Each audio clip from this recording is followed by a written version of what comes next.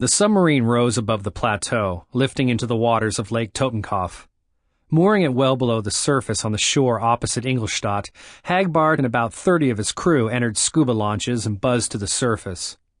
Parked on a road beside the lake was a line of cars, led by a magnificent Bugatti Royale. Hagbard grandly ushered George, Stella, and Harry Coyne into the enormous car. George was shocked to see that the chauffeur was a man whose face was covered with gray fur. It was a long drive around the lake to the town of Ingolstadt. It was very much as George had imagined it, all turrets and spires and Gothic towers, mixed with modern Martian edifices straight from Mad Avenue. But most of the buildings looked like they had been put up in the days of Prince Henry the Fowler. "This place is full of beautiful buildings," said Hagbard.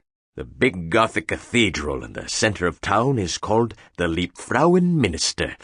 There's another Rococo church called the Maria Victoria. I've always wanted to get stoned on acid and look at the carvings. They're so intricate." "Have you been here before, Hagbard?" Harry asked. "On scouting missions. I know where all the good places are. Tonight, you're all going to be my guests at the Schlosskeller in Ingolstadt Castle." "We have to be your guests," said George. "None of us have any money." "If you have flax," said Hagbard. "you can pay in flax at the Schlosskeller." They first went to the Donau Hotel, which Hagbard said was the most modern and comfortable in Ingolstadt, where Hagbard had reserved almost all the rooms for his people.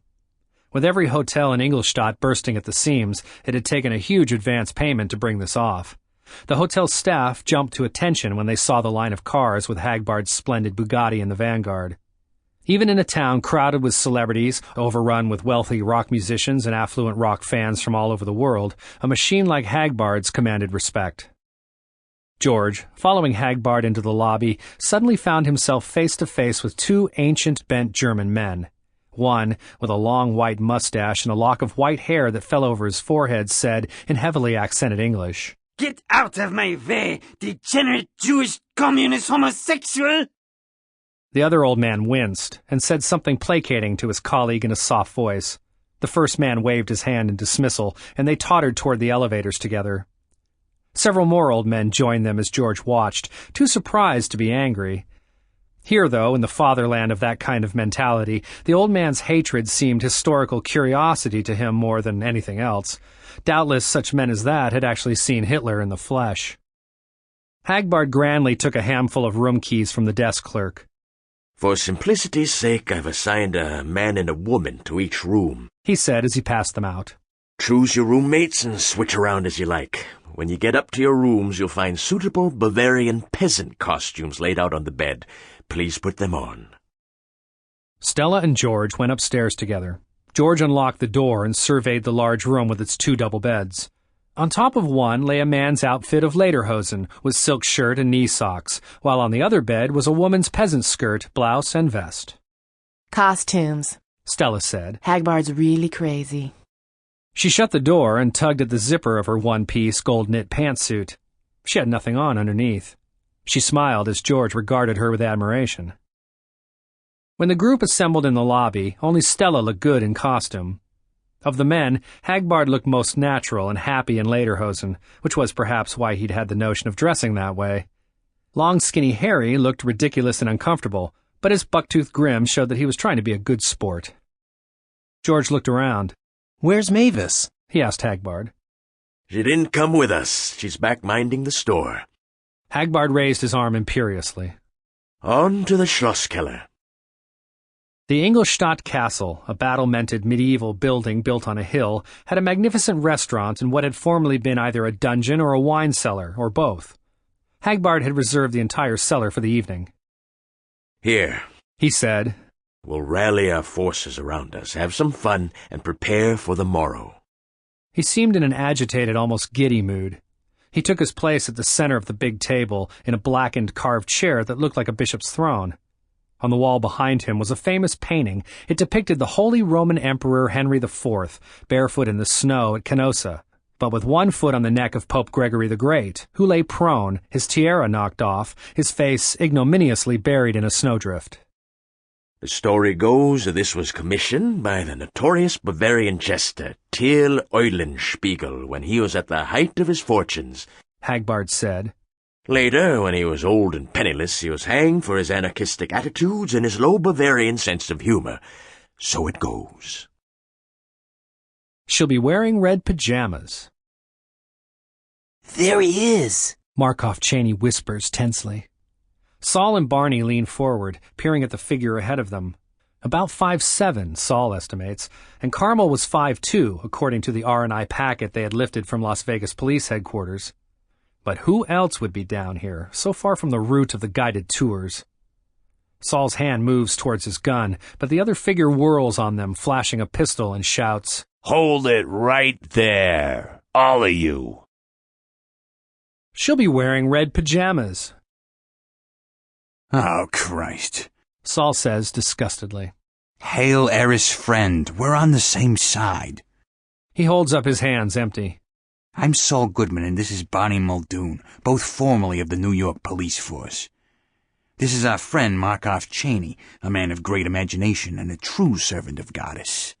All hail Discordia, 23 Skidoo, Callisti. And do you need any more passwords, Mr. Sullivan? Gosh, Markov Cheney says. You mean that's really John Dillinger? She'll be wearing red pajamas when she comes. Rhoda Chief, vocalist and apprentice witch, sampled some of her own Kool-Aid early in the evening. She swore until the day she died that what happened in Ingolstadt that Walpurgisnacht was nothing less than the appearance of a giant sea serpent in Lake Totenkopf. The beast, she insisted, turned, took its own tail in its mouth, and gradually dwindled to a dot, giving off good vibes and flashes of astral light as it diminished. There were many empty places at the big table when the Discordians sat down. Hagbard seemed in no hurry to order dinner. Instead, he called for round after round of the local beer, of which enormous stocks had been laid in to prepare for the great rock festival. George, Stella, and Harry Coyne sat together near Hagbard, and George and Harry discussed sodomy objectively, between long, thoughtful pauses and deep drinking.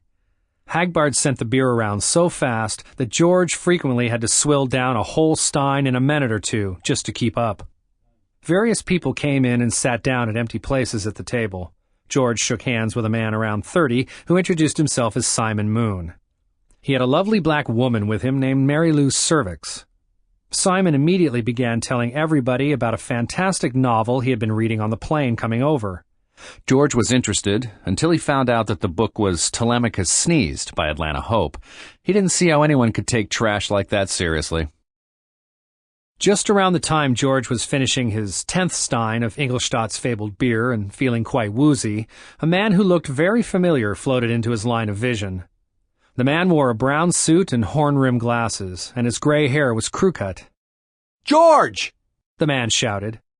Yes, it's me, Joe. Said George. Of course it's me. That's you, Joe, isn't it? He turned to Harry Coyne. That's the guy who sent me down to Mad Dog to investigate. Harry laughed. "My God," said Joe. "What's happened to you, George?" He looked vaguely frightened. A lot of things, said George. How many years has it been since I've seen you, Joe? Years? It's been 7 days, George. I saw you just before you caught the plane to Texas. What have you been doing? George shook his finger. You were holding out on me, Joe. You wouldn't be here now if you didn't know a lot more than you claimed to when you sent me to Mad Dog. Maybe good old Hagbard can tell you what I've been doing. There's good old Hagbard looking over at us from his end of the table right now. What do you say, Hagbard? Do you know good old Joe Malik? Hagbard lifted a huge ornamented stein of beer, which the management of the Schlosskeller had provided him as an honored guest. It was adorned with elaborate bas-reliefs of pagan woodland scenes, including tumescent satyrs pursuing chubby nymphs. "How are you doing, Malik?" called Hagbard. "Great, Hagbard. Just great," said Joe. "We're gonna save the Earth, aren't we, Joe?" Hagbard yelled. "Gonna save the Earth, that right?" Jesus saves, said George. He began to sing. I've got the peace that passeth understanding. Down in my heart, down in my heart, down in my heart. I've got the peace that passeth understanding. Down in my heart to stay. Hagbard and Stella laughed and applauded. Harry Coyne shook his head and muttered, Takes me back. Sure does take me back. Joe took a few steps away from George, moving so he could face Hagbard across the table. What do you mean, save the Earth? Hagbard looked at him stupidly, his mouth hanging open. If you don't know that, why are you here? I just want to know. We're going to save the Earth, but are we going to save the people? What people? The people that live on the Earth. Oh, those people, said Hagbard. Sure, we're gonna save everybody. Stella frowned. This is the silliest conversation I've ever heard. Hagbard shrugged. Stella, honey, why don't you go on back to the Leif Erikson? Well, fuck you, Charlie. Stella stood up and flounced off, her peasant skirt swinging. At that moment, a little wall-eyed man tapped Joe on the shoulder. Sit down, Joe. Have a drink. Sit down with George and me. I've seen you before, said Joe. Perhaps. Come, sit down. Let's have some of this good Bavarian beer. It has great integrity. Have you ever tried it? Waitress. The newcomer snapped his fingers impatiently, all the while staring owlishly at Joe through lenses as thick as the bottom of beer glasses. Joe let himself be led to a chair. You look exactly like Jean-Paul Sartre, said Joe as he sat down. I've always wanted to meet Jean-Paul Sartre. Sorry to disappoint you then, Joe, said the man. Put your hand into my side. Mal, baby! Joe cried, attempting to embrace the apparition and ending up hugging himself, while George, bleary-eyed, stared and shook his head. Am I glad to see you here? Joe went on. But how come you're doing Jean-Paul Sartre instead of your hairy taxi driver? This is a good cover, said Malaclips. People would expect Jean-Paul Sartre to be here, covering the world's biggest rock festival from an existentialist point of view. On the other hand, this is Lon Chaney Jr. country, and if I started showing up as Sylvain Martisset, with a face covered with fur, I'd have a mob of peasants carrying torches looking for me all over town. I saw a hairy chauffeur today, said George. Do you suppose it was Lon Chaney Jr.? Don't worry, George, said Malaclips with a smile. The hairy people are on our side. Really? Said Joe. He looked around. Hagbard Chalene was the hairiest person at the table. His fingers, hands, and bare forearms were black with hair. The stubble of his beard came high up on his cheekbones, just below his eyes. On the back of his neck, the hair didn't stop growing, but continued down into his collar. Stripped, Joe thought, the man must look like a bare rug. Many of the other people at the table had long hair or afro haircuts, and the men had beards and mustaches. Joe remembered Miss Mao's hairy armpits. The peasant blouses on the women in this room hid their armpits from examination. George, of course, had that shoulder-length blonde hair that made him look like a Giotto angel. But, Joe thought, what about me? I'm not hairy at all. I keep my hair in a crew cut because I prefer it that way. Where does that leave me? What difference does hair make? He asked Malaclips. Hair's the most important thing in this society, said George. I've tried repeatedly to explain that to you, Joe, and you've always never listened. Hair's the whole thing. Hair in this society at this moment is a symbol, said Malaclips. However, there is a real aspect to hair which enables me, for instance, to look around this room and surmise that many of these people are enemies of the Illuminati. You see, all humans were once fur-bearing. Joe nodded. I saw that in the movie. Oh, yes. You saw When Atlantis Ruled the Earth, didn't you? Said Malaclips. Well, hairlessness, you'll recall, was Gruad's peculiarity. Most of the people whom the Illuminati permitted to live, and to eventually become re-civilized Illuminati style, were mated with or raped by descendants of Gruad. But the fur-bearing gene, found in all humans before the catastrophe, has not disappeared. It is quite common in enemies of the Illuminati. My suspicion is that if we knew the histories of Elf and the Discordians and the Jams, we'd find that they go back to Atlantean origins and preserve to some extent the genes of Gruad's foes. I'm inclined to believe that hairy people, in whom the genes of Atlanteans other than Gruad predominate, are inherently predisposed to anti-Illuminati activities. Conversely, people who work against the Illuminati are also likely to favor lots of hair. These factors have given rise to legends about werewolves, vampires, beastmen of all kinds, abominable snowmen, and furry demons.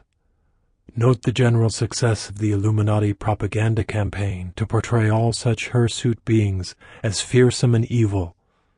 The propensity of hairiness among the anti-Illuminati types also explains why lots of hair is a common characteristic of bohemians, beatniks, leftists generally, scientists, artists, and hippies. All such people tend to make good recruits for the anti-Illuminati organizations. Sometimes we make it sound as if the Illuminati were the only menace on Earth, said Joe. Isn't it equally possible that people who are opposed to the Illuminati may be dangerous? Oh yes, indeed, said Malaclips. Good and evil are two ends of the same street. But the street was built by the Illuminati.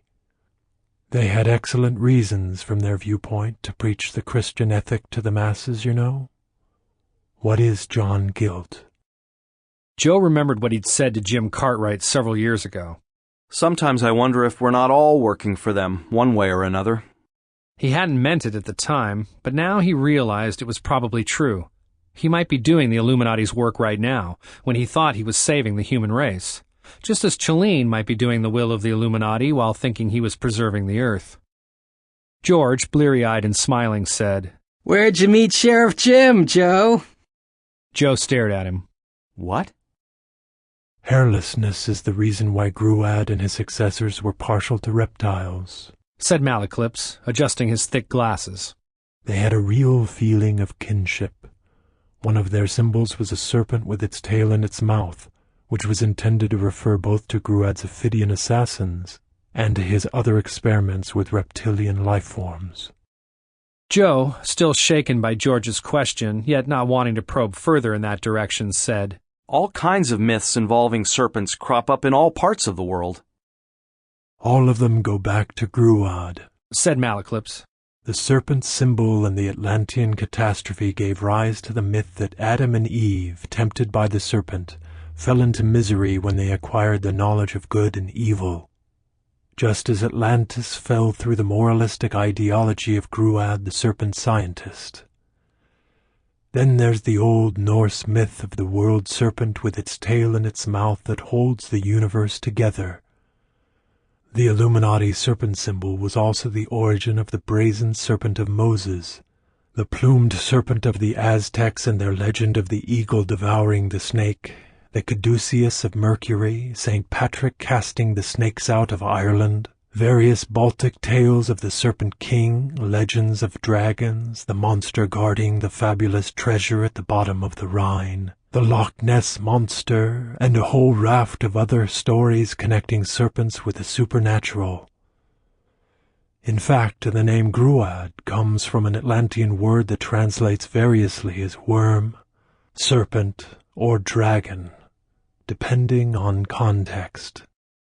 I'd say he was all three, said Joe. From what I know.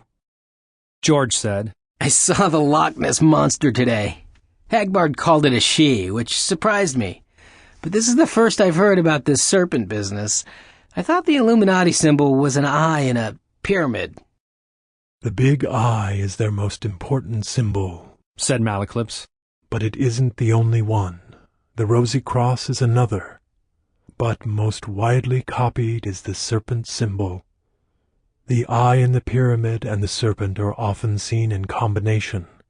Together they represent the sea monster Leviathan, whose tentacles are depicted as serpents and whose central body is shown as an eye in a pyramid. Since each of Leviathan's tentacles is said to have an independent brain, that's not half bad. The swastika, which was a pretty important symbol around these parts some decades ago, was originally a stylized drawing of Leviathan and his many tentacles. Early versions of it have more than 4 hooks, and they often include a triangle, sometimes even an eye in a triangle in the center. A common transitional form is a triangle with the sides extended and then hooked to form tentacle shapes. There are 2 tentacles for each of the 3 angles, which yields a 23.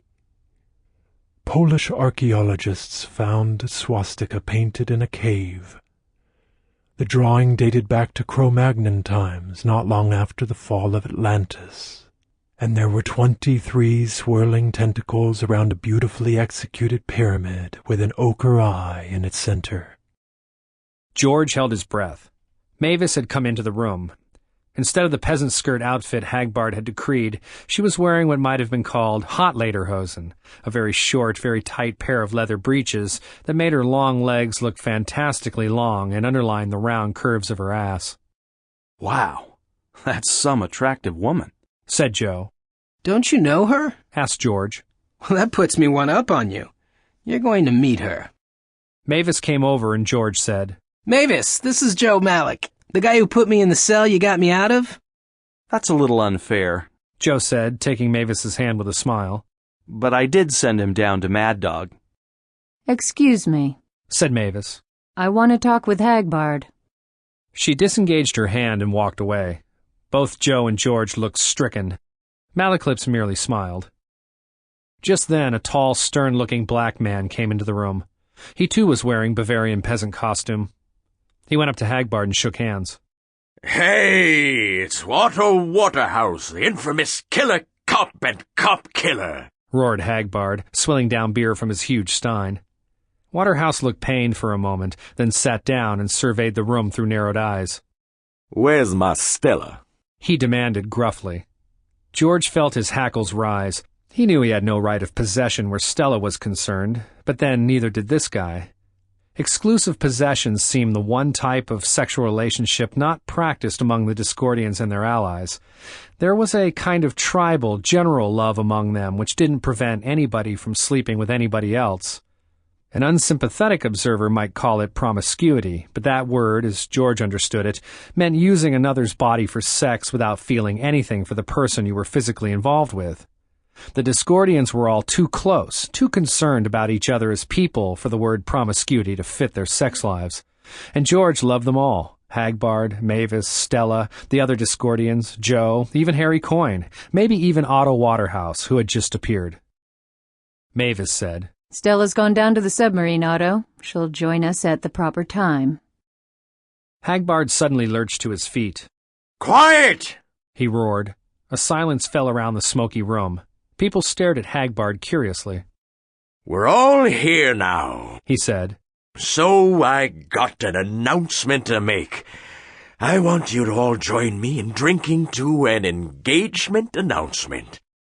Engagement? Somebody called incredulously. Shut the fuck up. Hagbard snarled. I'm talking, and if anybody interrupts me again, I'll throw them out. Yes, I'm talking about an engagement. To be married. Day after tomorrow, when the eschaton has been immanentized and all of this is over, lift your steins. Mavis and I will be married aboard the Leif Erikson by Miss Portinari. George sat there still for a moment, absorbing it, looking at Hagbard. He looked from Hagbard to Mavis, and tears started to well up in his eyes. He stood and lifted his stein. Here's to you, Hagbard, he said, and he drew his arm back in a sidearm motion so as to not spill any of the beer, and then let the whole stein fly at Hagbard's head. Laughing, Hagbard swayed to one side, a movement so casual it didn't appear that he was ducking. The stein struck the painted head of Emperor Henry IV. The painting, apparently, had been done on a heavy board because the stein smashed to bits without marking it. A waiter rushed forward to wipe the beer away, looking reproachfully at George. Sorry, said George. Hate to damage a work of art. You should have kept your head in place, Hagbard. It would have been less of a loss. He took a deep breath and roared. Sinners! Sinners in the hands of an angry God. You are all spiders in the hand of the Lord. He held out his hand, palm upward. And he holds you over a fiery pit. George turned his palm over. He noticed suddenly that everyone in the room was silent and looking at him. Then he passed out, falling into the arms of Joe Malik. Beautiful, said Hagbard. Exquisite.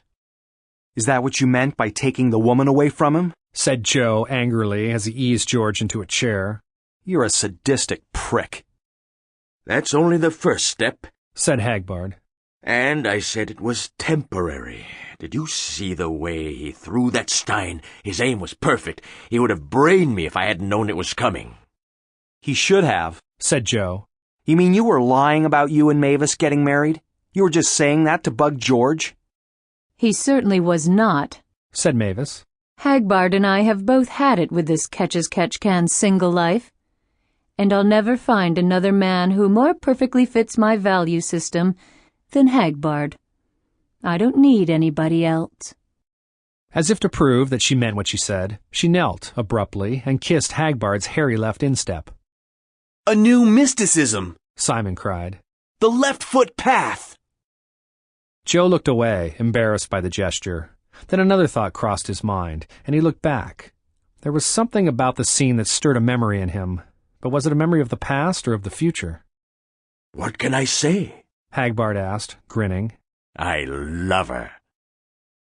More food arrived, and Harry Coyne leaned over to ask, Hagbard, are you dead sure that this goddess, Eris, is real and is going to be here tonight just as solid as you and me? You still have doubts, Hagbard asked loftily. If you have seen me, you have seen Our Lady. And he made a campy gesture. The man really is going ape, Joe thought. I can't eat anymore, he said, motioning the waiter away and feeling dizzy. Hagbard heard him and shouted, Eat! Eat, drink, and be merry! You may never see me again, Joe. Somebody at this table is going to betray me. Didn't you know that? Two thoughts collided in Joe's brain. He knows. He is a magician. And he thinks he's Jesus. He's nuts. But just then George Dorn woke up and said, Oh, Jesus, Hagbard. I can't take acid. Hagbard laughed. The Morgen heute Gesternwelt. You're ahead of the script, George. I hadn't started to hand the acid out yet. He took a bottle from his pocket and dumped a pile of caps on the table. Just then, Joe distinctly heard a rooster crow. Cars, except for official cars and the vehicles of the performers, their assistants, and the festival staff, were banned within 10 miles of the festival stage. Hagbard, George, Harry Coyne, Otto Waterhouse, and Joe pushed their way through shuffling crowds of young people. A VW camper carrying Clark Kent and his Supermen rolled past. Next, a huge black 1930s vintage Mercedes slowly made its way past cheering kids. It was surrounded by a square of motorcyclists in white overalls to keep eager fans away. Joe shook his head in admiration at the gleaming supercharger pipes, the glistening hand-rubbed black lacquer, and the wire-spoked wheels. The landau top of the car was up, but by peering inside, Joe could see several crew-cut blonde heads. A blonde girl suddenly put her face to the window and stared out expressionlessly. That's the American Medical Association in that Mercedes, George said. Hey, said Harry Coyne. We could pitch a bomb into their car and get all them right now. You'd kill a lot of other people, too, and leave a lot of unfinished business hanging fire, said Hagbard, looking after the Mercedes, which slowly disappeared down the road ahead of them. That's a nice machine. It belonged to Field Marshal Gerd von Rundstedt, one of Hitler's ablest generals. An elephantine black bus carrying the AMA's equipment followed close behind the Mercedes. Silently it trundled past. We'll kill the old red rooster. We'll kill the old red rooster. The closed corporation was generally recognized to be the most esoteric and experimental of all rock groups. This was why their following, although fanatical, was relatively small. It's heavy, all right, most of the youth culture said, but is it really rock? The same question, more politely worded, had often been asked by interviewers, and their leader, Peter Paul Mall, had a standard answer. It's rock, he said somberly. And on this rock, I will build a new church. Then he would giggle, because he was usually stoned during interviews. Reporters made him nervous. In fact, the religious tone was rather prominent when the closed corporation appeared in concert, and the chief complaint was that nobody could understand the chants that accompanied some of the more interplanetary chords they employed. These chants derived from the Enochian keys, which Dr. John Dee had deciphered from the acrostics in the Necromonicon, and in modern times have been most notably employed by the well-known poet Aleister Crowley and the Reverend Anton LaVey of the First Church of Satan in San Francisco. On the night of April 30th, the closed corporation ritually sacrificed a rooster within a pentagram. It gave one last despairing crow before they slit its throat, called upon the barbarous names, dropped a tab of mescaline each, and departed for the concert grounds, prepared to unleash vibes that would make even the American Medical Association turn pale with awe. "We'll kill the old red rooster when she comes." "I just saw Hagbard Shalene," said Winifred Saure. "Naturally, he'd be here with all his minions and catamites," said Wilhelm Saure. "We've got to expect to go right down to the wire on this." "I wonder what he's planning," said Werner Saure. "Nothing," said Wolfgang Saure. "In my opinion, he's planning nothing at all. I know how his mind works. Head full of oriental mystical mush. He's going to rely on his intuition to tell him what to do. He hopes to make it more difficult for us to anticipate his actions, since he himself doesn't know what they will be. But he's wrong. His field of action is drastically limited, and there's nothing he can do to stop us." First, the towers appeared over the black-green tops of the pines. They looked like penitentiary guard towers, though in fact the men in them were unarmed, and their primary purpose was to house spotlights and loudspeakers. Then the road turned, and they were walking next to a 20-foot-high wire fence. Running parallel to this was an inner fence 30 feet away and about the same height. Beyond that were bright green hillsides. The promoters of the festival had chopped down and sold all the trees on the hills within the fenced-off area, bulldozed the stumps, and covered the raw earth with fresh sod. Already the green was partially covered by crowds of people. Tents had popped up like mushrooms, and banners waved in the air. Portable outhouses, painted day-glow orange to make them easy to spot, were set at regular intervals. A vast hum of talking, shouting, singing, and music rose over the hills. Beyond the hills, beyond the central hill where the stage stood, the blue-black waters of Lake Totenkopf heaved and tossed. Even that side of the festival area had its fences and towers. Joe said, "You'd think they were really worried about someone sneaking in for free." "These people really know how to build this kind of place," said Otto Waterhouse. Hagbard laughed. Come on, Otto. Are you racist about Germans? "I was talking about whites. They've got good big ones in the U.S., too. I've seen a couple." "I never saw one with a geodesic dome, though," said George. "Look at how big that thing is. Wonder what's in it." "I read that the Kabouters were going to set up a dome," said Joe, "as a first aid or bad trip station, or something like that." "Maybe it's a place where you can go hear the music," said Harry Coyne. "Hell, size of this thing, you can barely see people on the stage, much less hear them." You haven't heard the loudspeakers they've got, said Hagbard. When the music starts, they'll be able to hear it all the way to Munich. They came to a gate. Arching over it was a sign that declared in red-painted Gothic letters, Ewige Blumenkraft und ewige Schlagenkraft. See?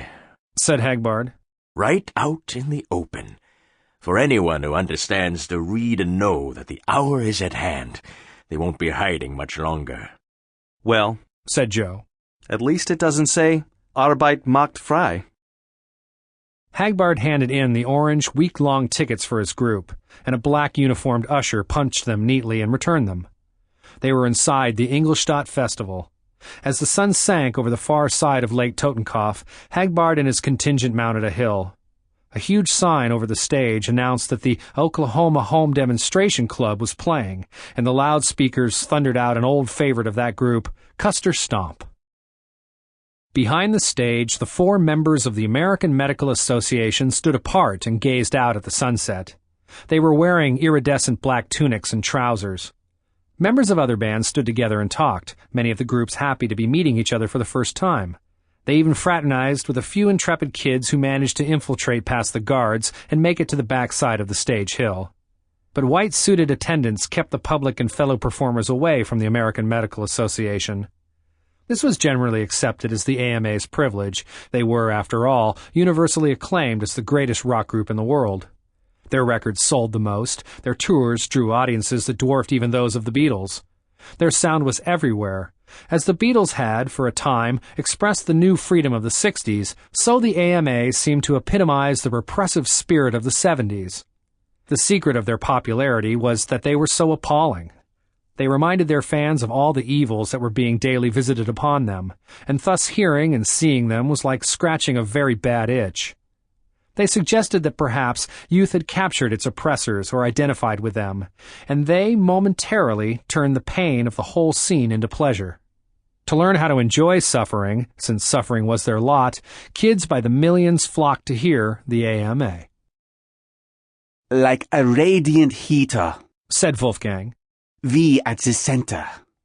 Our message projected into a ball of vibrant young human consciousnesses, massively reflected by them back across the lake, into the lake to the depths of a mile. There, reaching the sunken army, raising them, in a sense, from the dead.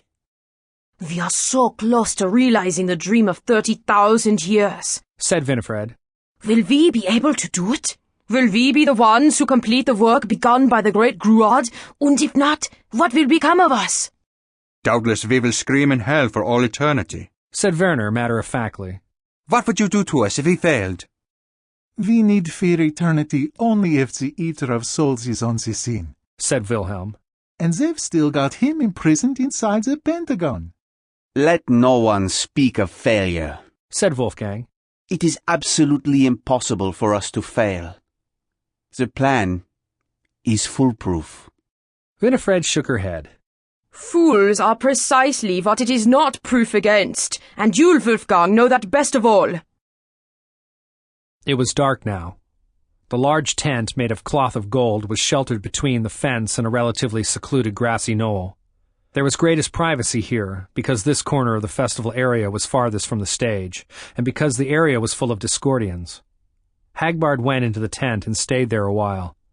Joe and George sat outside talking. George was thinking that Hagbard was probably in there with Mavis, and he wished he could dash in there and kill the son of a bitch. Joe, agonizingly nervous, suspected that Hagbard was in the tent with a woman, probably Mavis, and he wondered if he should rush in and kill Hagbard while the Discordian leader was occupied. He kept his hand in his pocket, fingers curled around the small pistol. I circle around. I circle around. After about half an hour, Hagbard emerged from the tent, smiling. Go on in, he said to Joe. You're needed in there. George grabbed Hagbard's arm, trying to sink his fingers in, but the muscle felt like iron, and Hagbard didn't seem to notice. Who's in there? He demanded. Stella, said Hagbard, looking down at the stage, where the plastic canoe was playing. And you were fucking her? Joe asked. To release the energies, and now I'm supposed to fuck her too. And George after me. And then everybody else. That's left-hand magic, and it's creepy. Just go in, Hagbard said. You'll be surprised. I wasn't fucking Stella. Stella wasn't in there when I was. Who was? George asked, thoroughly confused. My mother, said Hagbard happily. Joe turned toward the tent. He would make one more effort to trust Chalene, but then... Suddenly the hawk face leaned close to him, and Hagbard whispered, I know what you're planning for afterwards. Do it quickly. She'll be wearing red pajamas when she comes. On February 2nd, Robert Putney Drake received a book in the mail. The return address, he noted, was Gold and Appel Transfers on Canal Street, one of the corporations owned by that intriguing Chalene fellow who had kept appearing at the best parties for the last year or so. It was titled, Never Whistle While You're Pissing, and the flyleaf had a bold scrawl saying, Best regards from the author, followed by a gigantic C like a crescent moon, The publisher was Green and Pleasant Publications, P.O. Box 359, Glencoe, Illinois, 60022. Drake opened it and read a few pages. To his astonishment, several Illuminati secrets were spelled out rather clearly, although in a hostile and sarcastic tone. He flipped the pages, looking for other interesting tidbits. Toward the middle of the book, he found definitions and distinctions. Free market. That condition of society in which all economic transactions result from voluntary choice without coercion. The state. That institution which interferes with the free market through the direct exercise of coercion or the granting of privileges, backed by coercion. Tax. That form of coercion or interference with the free market in which the state collects tribute, the tax, allowing it to hire armed forces to practice coercion in defense of privilege, and also to engage in such wars, adventures, experiments, reforms, etc., as it pleases, not at its own cost, but at the cost of its subjects. Privilege. From the Latin privi, private, and lege, law. An advantage granted by the state and protected by its powers of coercion, a law for private benefit. Usury, that form of privilege or interference with the free market in which one state-supported group monopolizes the coinage and thereby takes tribute, interest, direct or indirect, on all or most economic transactions. Landlordism. That form of privilege or interference with the free market in which one state-supported group owns the land and thereby takes tribute, rent, from those who live, work, or produce on the land. Tariff. That form of privilege or interference with the free market in which commodities produced outside the state are not allowed to compete equally with those produced inside the state. Capitalism. That organization of society incorporating elements of tax, usury, landlordism, and tariff, which thus denies the free market while pretending to exemplify it. Conservatism. That school of capitalist philosophy which claims allegiance to the free market while actually supporting usury, landlordism, tariff, and sometimes taxation. Liberalism. That school of capitalist philosophy which attempts to correct the injustices of capitalism by adding new laws to the existing laws. Each time conservatives pass a law creating privilege, liberals pass another law modifying privilege, leading conservatives to pass a more subtle law recreating privilege, etc., until everything not forbidden is compulsory and everything not compulsory is forbidden. Socialism. The attempted abolition of all privilege by restoring power entirely to the coercive agent behind privilege, the state, thereby converting capitalist oligarchy into statist monopoly, whitewashing a wall by painting it black. Anarchism. That organization of society in which the free market operates freely, without taxes, usury, landlordism, tariffs, or other forms of coercion or privilege. Right anarchists predict that in the free market, people would voluntarily choose to compete more often than to cooperate. Left anarchists predict that in the free market, people would voluntarily choose to cooperate more often than to compete. Drake, now totally absorbed, turned the page.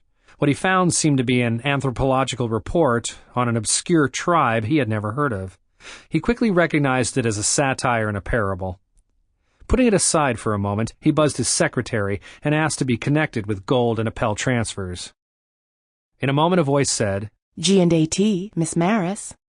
Mr. Drake calling Mr. Chalene. Drake's secretary said. Mr. Chalene is on an extended voyage. Miss Maris replied. But he left a message in case Mr. Drake called.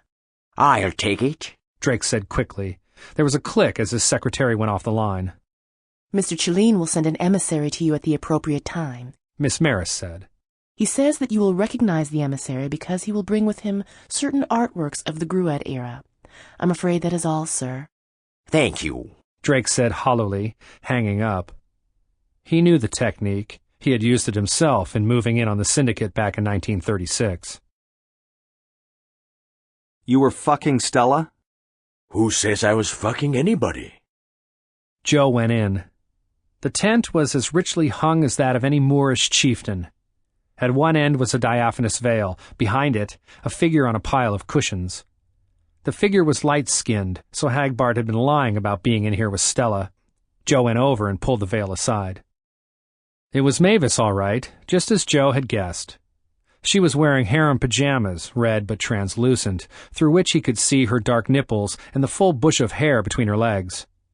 At the expectation of making love to her, George could feel his cock begin to swell. But he was determined to impose his head trip on this scene. "Why am I here?" he said, still holding the curtain back with one hand, trying to assume a casual pose. Mavis smiled faintly and motioned him to sit down on the cushions beside her. He did so, and he found himself automatically sliding into a half-reclining position. There was a faint suggestion of perfume from Mavis, and he felt the tension in his loins build up a little more. "I need all the energies we can set in motion to defeat the Illuminati," said Mavis. "Help me, Joe." She held out her arms. "Were you fucking Hagbard? I never did like sloppy seconds." Mavis gave a little snarl and threw herself on him. She slathered her drooling lips over his and plunged her tongue deep into his mouth, at the same time pressing her thigh between his legs. Joe fell back and gave up struggling against her. She was just too goddamn attractive. In a minute, she had his pants open and his stiff, hot prick throbbing in her hand. She lowered her head over it and began sucking it rhythmically. "Wait," said Joe. "I'm gonna go off in your mouth. It's been a week since I got laid, and I'm on a hair trigger." She looked up at him with a smile. "Eat me, then. I hear you're good at that." "Who'd you hear that from?" asked Joe. "A gay priest friend of mine," she said with a laugh as she undid the drawstring of her red trousers. Joe explored the lips of her vulva with his tongue, reveling in the acrid, musky odor of her bush. He began a businesslike up and down motion with his tongue over her clitoris. After a moment, he felt her body tensing. It grew more and more rigid, her pelvis began to buck, and he clamped both hands on her hips and lapped away inexorably. At last she gave a small shriek and tried to drive her whole mons veneris into his mouth. "Now fuck me. Quickly, quickly," she said, and Joe, his pants pulled down and his shirt tail flapping, mounted her. He came in a series of exquisite spasms and dropped his head to the pillow beside hers. She let him rest that way for a few minutes, then gently nudged him to pull out and rolled to her side to face him. "Am I dismissed?" Joe said. "Have I done my job? Released the energies or whatever?" "You sound bitter," said Mavis. "and sad. I'd like you to stay with me a while longer. What's bothering you?" "A lot of things. I feel like I did the wrong thing. George is obviously in love with you, and you and Hagbard treat it as a joke.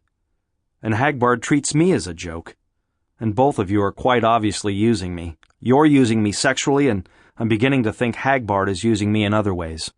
And I think you know about it." "You didn't take the acid, did you?" she said, looking at him sadly. "No. I knew what Hagbard was doing. This is too serious a moment to play games about the Passion of Christ." Mavis smiled. She pressed her body closer to him and began playing with his limp penis, rubbing the head gently into her bush. "Joe, you were raised as a Catholic. Catholics have a finer appreciation of blasphemy than anybody. That's why Hagbard chose you. How's your passion, Joe? Is it mounting?" Pressing her naked body against his, she whispered, "How'd you like to fuck the Virgin Mary?" Joe saw his mother's face, and he felt the blood throbbing in his penis. Now he thought perhaps he knew what Hagbard meant when he said his mother was in the tent. A little later, when he was in her, she said, "I am a perpetual virgin, Joe. And every woman is, if only you have eyes to see. We wanted to give you eyes tonight, but you refused the sacrament. You've chosen the hardest way of all, Joe. If you're going to make it through this night, you're going to have to find a way to see for yourself, by other means than the one Hagbard provided. You'll have to find your own sacrament." After she came and he came, she whispered, "Was that the sacrament?" He pushed himself up and looked down at the triangular red tattoo between her breasts. "No, you're not the Virgin Mary. You're still Mavis." "And you still have to make the decision," she said. "Goodbye, Joe. Send George to me." As Joe was dressing, feeling the weight of the pistol in his trouser pocket, Mavis rolled over so that she was lying on her stomach, not looking at him. Her naked buttocks seemed utterly defenseless. He looked at the pillow on which her bottom had been resting during their love-making. It was a cloth of gold pillow, and embroidered on it in swirling letters was the word Callisti. Joe shook his head and left the tent. As he emerged, Hagbard was saying in a low voice to Otto Waterhouse, "Would have been up your alley if we hadn't had other work for you. Anthrax leprosy pie can wipe out the whole population of the earth in a matter of days." Suddenly, the white of Hagbard's shirt, the gold of the tent cloth, the blazing spotlights of the festival, all were coming in super bright. That was adrenaline. My mouth was dry. Dehydration. All the classic flight-fight symptoms. The activation syndrome, Skinner calls it. I was so keyed up that it was a trip. "Hello, Joe," said Hagbard softly. Joe suddenly realized that his hand was clenched around the pistol. Hagbard smiled at him, and Joe felt like a little boy caught playing with himself, with his hand in his pocket. He took his hand out quickly. "She wants George," Joe said weakly. He turned his back on Hagbard to look down at the stage, where the sign, glowing in the darkness, said Loaf and the Fishes. They were singing, I circle around, the borders of the earth. On a pile of cushions behind a diaphanous veil at one end of the tent lay Stella, wearing nothing but a red chiffon pajama top. "Were you letting Joe fuck you?" George said. Joe has never fucked me, Stella replied. You'll be the first person to do that tonight. Look, George, we've got to get every bit of available energy flowing to combat the Illuminati. Come over here and get the energies going with me. This is Danny Price Fixer, Doris Horace said. I met him on the plane coming over. Oh, Jesus, said Maria Imbrium, vocalist with the Sicilian Dragon Defense. There are angels coming out of the lake. Angels in golden robes. Look. You're tripping on that Kabuta Kool-Aid, baby, a much-bandaged Hun told her. There's nothing coming out of the lake. Something is coming out of the lake, the drummer with the Sicilian Dragons said. And you're so stoned you don't see it. And what is it if it isn't angels? Maria demanded. Christ, I don't know. But whoever they are, they're walking on the water. Wearing my long green feathers as I fly, I circle around. I circle around. Jesus! Walking on the water? You people are zonked out of your skulls. It's just a bunch of surfers wearing green capes for some crazy reason. Surfers? My ass! That's some kind of gang of Bavarian demons. They all look like the Frankenstein monster wrapped up in seaweed. Price Fixer? Said Kent. Didn't I meet you 5 or 6 years ago in Arkham? Aren't you a cop? It's a giant green egg, and it loves me. John Dillinger muttered to Hagbard. That red-haired guy over there. The one with the black musician and the girl with the fantastic boobs. He's a cop on the New York bomb squad. Want to bet he's here investigating the confrontation bombing? He must have been talking to Mama Sutra, Hagbard said thoughtfully. She'll be wearing red pajamas. She'll be wearing red pajamas when she comes. When Otto Waterhouse entered the tent, it was Miss Mao who was waiting for him. I never fucked a Chinese broad, said Otto, stripping off his clothing. I don't think Stella's gonna like this. It will be okay with Stella, said Miss Mao. We need to get all the energies moving to combat the Illuminati, and we need your help. She held out her arms. You don't have to ask twice, said Otto, crouching over her. At 5:45 in Washington, D.C., the switchboard at the Pentagon was warned that bombs planted somewhere in the building would go off in 10 minutes. You killed hundreds of us today in the streets of Washington, said the woman's voice. But we are still giving you a chance to evacuate the building.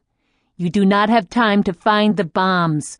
Leave the Pentagon now and let history be the judge of which side truly fought for life and against death. The highest-ranking personnel in the Pentagon, and with revolution breaking out in the nation's capital, everybody was there, were immediately moved to underground bomb-proof shelters.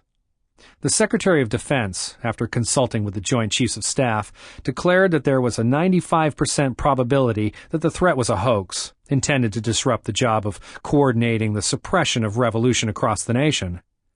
A search would be instituted, but meanwhile work would go on as usual. Besides, the Secretary of Defense joked to the Chief of Staff Army, one of those little radical bombs would do as much damage to this building as a firecracker would to an elephant. Somehow the fact that the caller had said bombs, plural, had not gotten through, and the actual explosions were far more powerful than the caller had implied. Since a proper investigation was never subsequently undertaken, no one knows precisely what type of explosive was used, how many bombs there were, how they were introduced into the Pentagon, where they were placed, and how they were set off. Nor was the most interesting question of all ever satisfactorily answered: who done it? In any case, at 5:55 p.m. Washington time, a series of explosions destroyed 1/3 of the riverside of the Pentagon, ripping through all 4 rings from the innermost courtyard to the outermost wall. There was great loss of life. Hundreds of people who had been working on that side of the building were killed. Although the explosion had not visibly touched their bomb-proof shelter, the Secretary of Defense, the Joint Chiefs of Staff, and numerous other high-ranking military persons were found dead. It was assumed that the concussion had killed them, and in the ensuing chaos, nobody bothered to examine the bodies carefully. After the explosions, the Pentagon was belatedly evacuated, in the expectation that there might be more of the same. There was no more, but the U.S. military establishment was temporarily without a head. Another casualty was Mr. H.C. Winifred of the U.S. Department of Justice. A civil servant with a long and honorable career behind him, Winifred, apparently deranged by the terrible events of that day of infamy, took the wheel of a Justice Department limousine and drove wildly, running 23 red lights, to the Pentagon. He raced to the scene of the explosion, brandishing a large piece of chalk, and was trying to draw a chalk line from one side of the gap in the Pentagon wall to the other, when he collapsed and died, apparently of a heart attack. At 11:45 Ingolstadt time, the loudspeakers and the sign over the stage announced the American Medical Association. After a 10-minute ovation, the 4 strange-eyed, ash-blonde young people began to play their most popular song, Age of Bavaria. In Los Angeles, the Mercalli scale on the UCLA seismograph jumped abruptly to grade 1. Gonna be a little disturbance, Dr. Vulcan Troll said calmly, noting the rise. Grade 1 wasn't serious. What made you think we'd find him down here? Saul asked. Common sense and psychology, Dillinger said.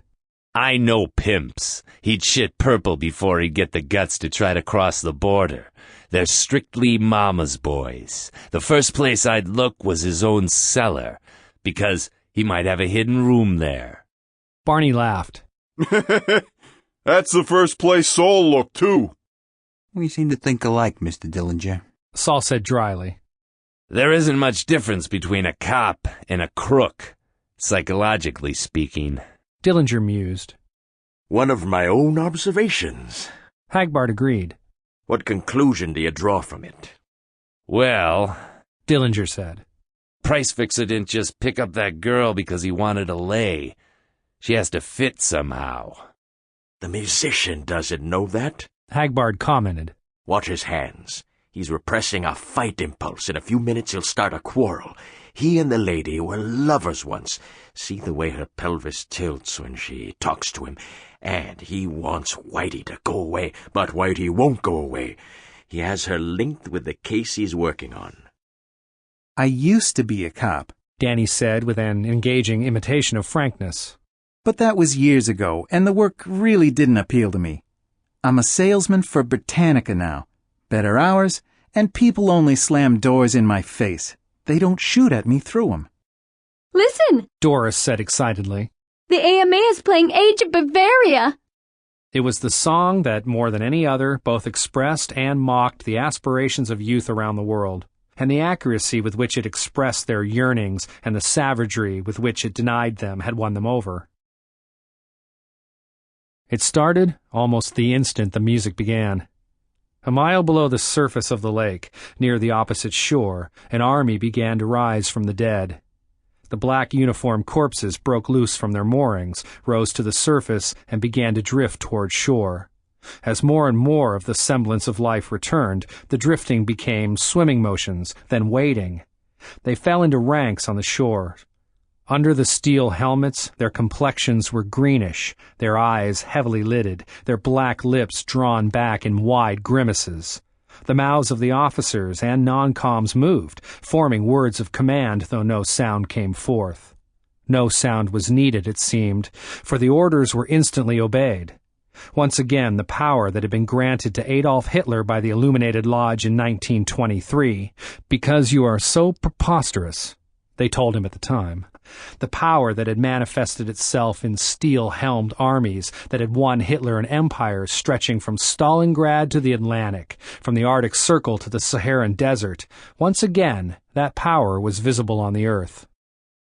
"They are coming. I can feel it," Werner whispered to his twin Wilhelm as Wolfgang thundered on the drums and Winifred belted out, "This is the dawning of the Age of Bavaria.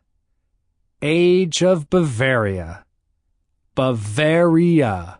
Bavaria." The tanks and artillery were rolling into position. The caterpillar treads of the troop carriers were churning. Motorcycle couriers sped up and down the beach. A squadron of partially dismantled Stukas was lined up in the road. After the festival-goers had been massacred and Ingolstadt had been overrun, the planes would be trucked to the nearby Ingolstadt Aerodrome, where they would be assembled and ready to fly by morning. The dead men removed black rubber sheaths from rolled-up red, white, and black banners and unfurled them.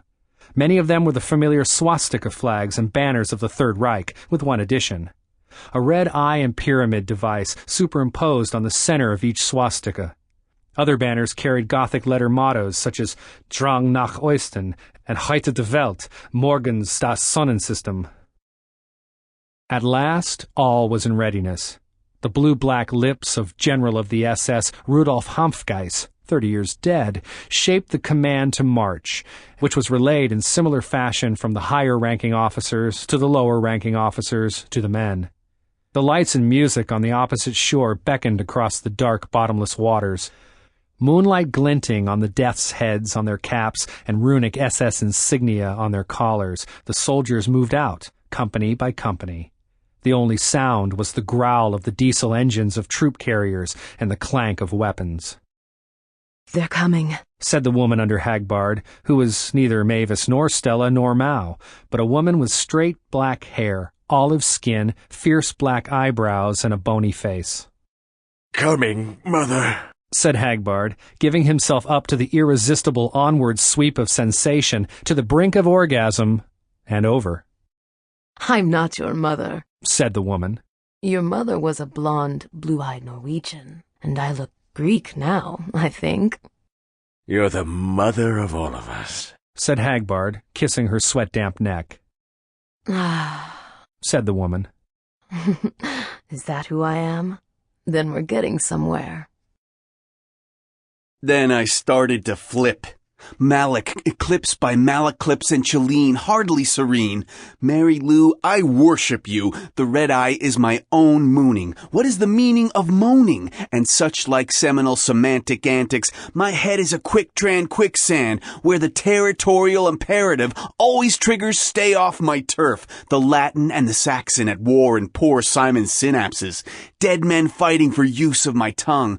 Turning population explosion into we're fucking overcrowded and backward also. So it might emerge copulation explosion. And besides, Hag bared straits from this black and white mass. The acid was in me. I was tripping, flipping, skipping, ripping on my way with Moutsy Toutsy. For the number of Our Lady is 156. There is wickedom, but I never expected it this way. What do you see? I asked Mary Lou. "Some people who are swimming coming out of the lake? What do you see?" Not what I'm supposed to see. For the front line, clear as claritas, was Mescalito from my peyote visions, and Osiris with enormous female breasts, and Spider-Man, and the Tarot Magus, and good old Charlie Brown, and Bugs Bunny with a Tommy gun, and Jughead, and Archie, and Captain America, and Hermes thrice blessed, and Zeus and Athena, and Zagreus with his lynxes and panthers, and Mickey Mouse and Superman, and Santa Claus, and Laughing Buddha Jesus, and a million birds, canaries, and budgies, and gaunt herons, and holy crows, and crowley hoes, and eagles, and hawks, and mourning doves, for mourning never ends, and they'd all been stoned since the late Devonian period, when they first started eating hemp seeds. No wonder Huxley found birds the most emotional class of life, singing all the time, stoned out of their bird-brain skulls, all singing, I circle around, except the mynah birds squawking, here, kitty, kitty, kitty. And I remembered again that existence isn't sensible any more than it's hot or red or high or sour. Only parts of existence have those qualities. And then there was the zigzag man, and my God, my Father, leading them in singing. Solidarity forever, solidarity forever. The union makes us strong. I say, said an Englishman, I thought he was a monster, and he's only Toad of Toad Hall, with Rat, and Tinkerbell, and Wendy, and Bottom. That's who you are, said Hagbard. If you can call that any kind of a fucking identity. I think it's time you went up on stage and made our little announcement, said the woman. I think everyone is ready for that. I'll send Dillinger into you. Goody. It's not true, you know. That was the other guy, Sullivan. I wasn't thinking about that. I don't care if it's no bigger than my little finger. It's just the idea of fucking with John Dillinger. If that doesn't put me over, nothing will. Hagbard stood up and laughed. You're starting to look and sound like Mavis again. I think you're slipping, super bitch. The American Medical Association had left the stage, and Clark Kent and his Supermen were playing, as Hagbard, accompanied by George, Harry, Otto, and Malaclips, made his way down their own hill and up to the crest of the hill where the stage was erected. The journey took a half hour as they picked their way through groups of people engaged in Mongolian clusterfuck, sitting zazen, or just listening to the music. At the stage, Hagbard took out a gold card, which he showed to a group of marshals guarding the area from intrusion. I have an announcement to make, he said firmly. The marshals allowed him to climb on stage and told him to wait till the Supermen had finished their set. As soon as Pearson saw Hagbard, he motioned his men to stop playing. A murmur arose from the audience. Well, all right, Hagbard, said Robert Pearson. I was wondering if you were ever going to show up. He walked over to the side of the stage where Hagbard and his group were standing. Good evening, Waterhouse, said Pearson. How's my gal, Stella? Where the fuck do you get off calling her your girl? Said Waterhouse, his tone containing nothing but menace. The acid only opens your eyes, George. It doesn't work miracles. And it shall come to pass that whosoever call on the name of the Lord shall be saved.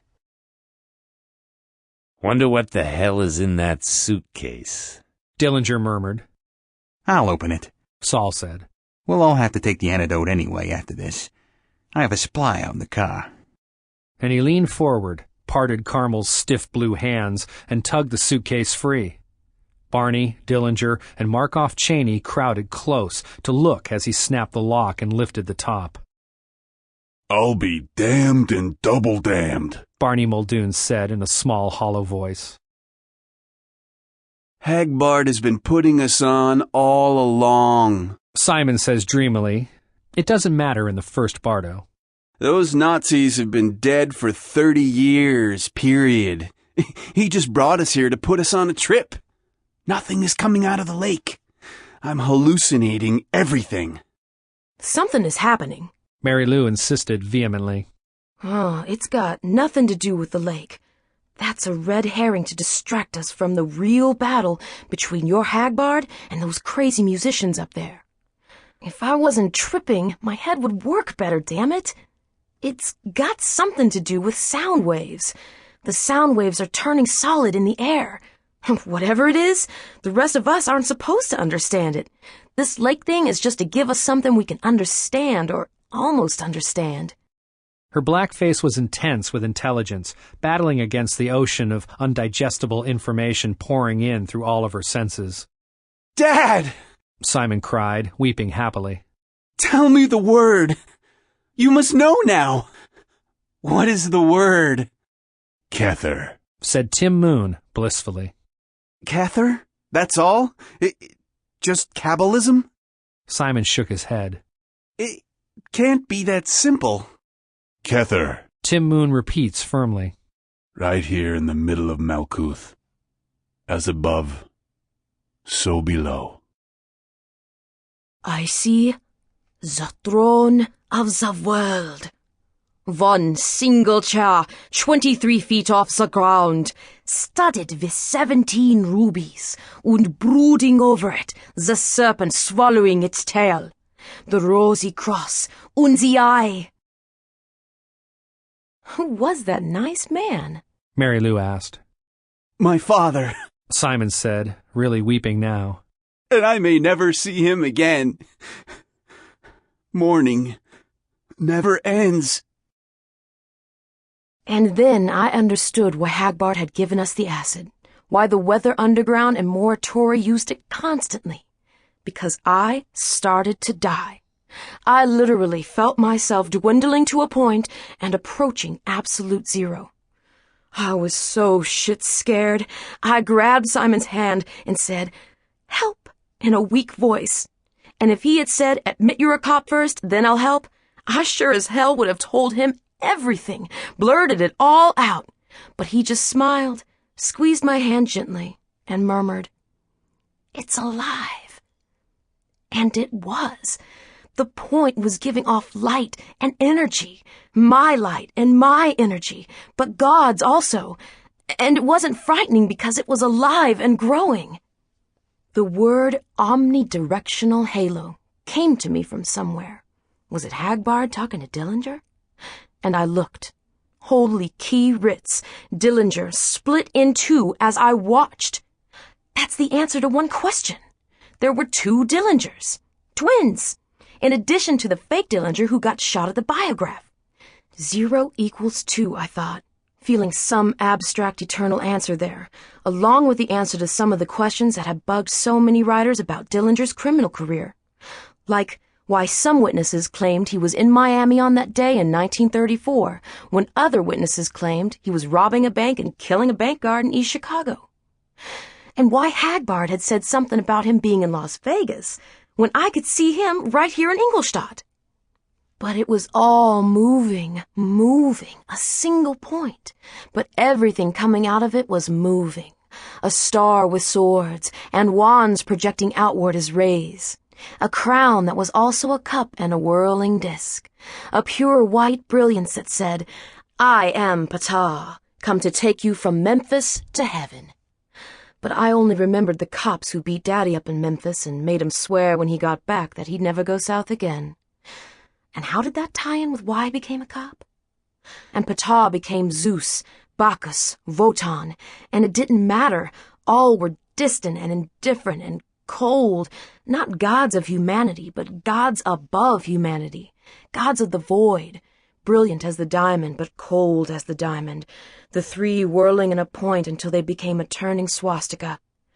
Then the face of the doctor who gave me the abortion that time I got knocked up by Hassan I Saba X, saying, "You have killed the Son of God in your womb, black woman." And I started to weep again, Simon holding my hand and repeating, "It's alive."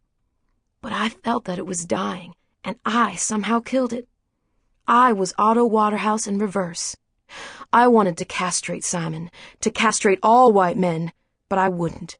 I would go on castrating black men. The nightmare life and death am I. It's alive, baby, Simon repeated. It's alive. And I love you, baby, even if you are a cop. The whole lake is alive. The vibe man with the fillet of soul was trying to explain to the rest of that group. One big spiral rising and turning like the DNA molecule, but with a hawk's head at the top. Good evening, Waterhouse, said Pearson. How's my gal, Stella? Where the fuck do you get off calling her your girl? Said Waterhouse, his tone containing nothing but menace. Cool it, brother, said Pearson reasonably. Don't hand me that brother shit. I asked you a question. You and your question come out of a weak, limp bag, said Pearson. Hagbard said, Robert only fucks white women, Otto. I'm sure he's never laid Stella Maris. Don't be too sure, said Pearson. Don't play with Otto, Robert, said Hagbard. He specializes in killing black men. In fact, he's only just killed his first white man, and he's not at all sure he enjoyed it. I never knew what killing was before, said Waterhouse. I was crazy all those years, and I enjoyed what I did because I didn't know what I was doing. After I killed Flanagan, I understood what I'd been doing all along, and it was like I killed all the others all over again. His cheeks were wet, and he turned away. Pearson stood looking at him for a moment, then said softly, Wow.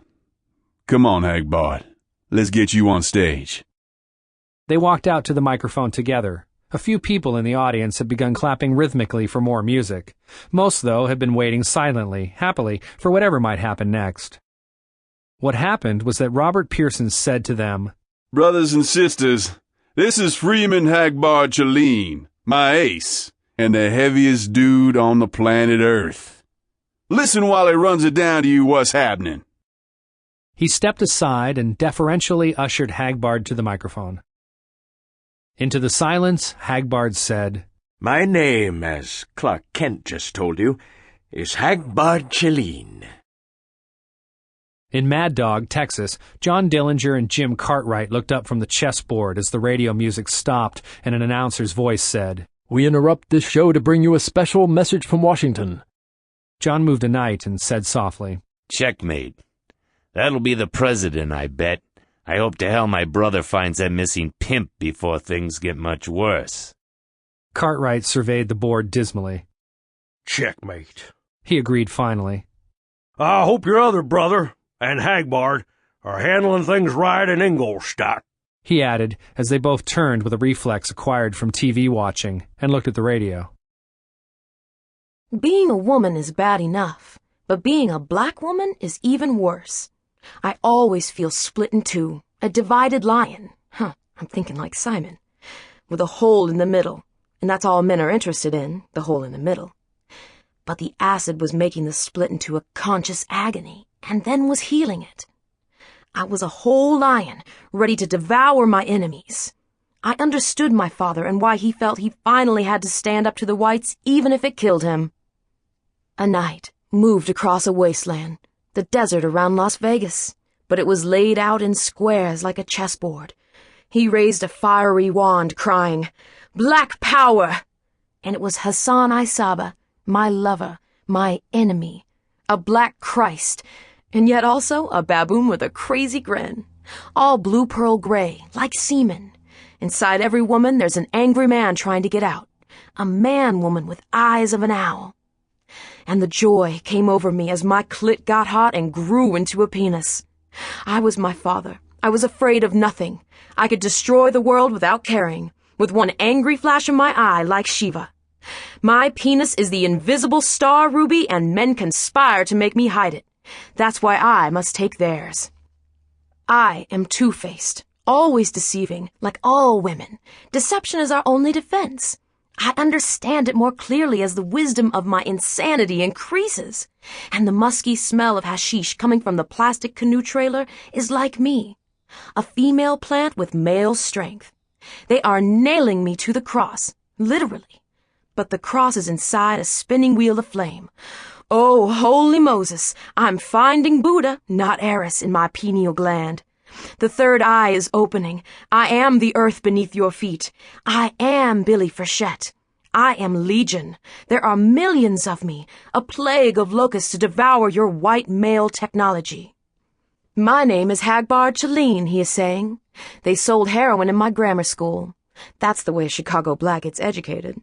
Simon is still trying to bring me through it, saying now, death shall have no dominion. And I try to believe love shall have the dominion, but first I must spend my hate to the last penny. They made me kill my baby. I really am going to go crazy, because I have the hots again and want Simon's lance in my cup. But I also know the real God is beyond God, and the real Illuminati is beyond the Illuminati. There's a secret society behind the secret society.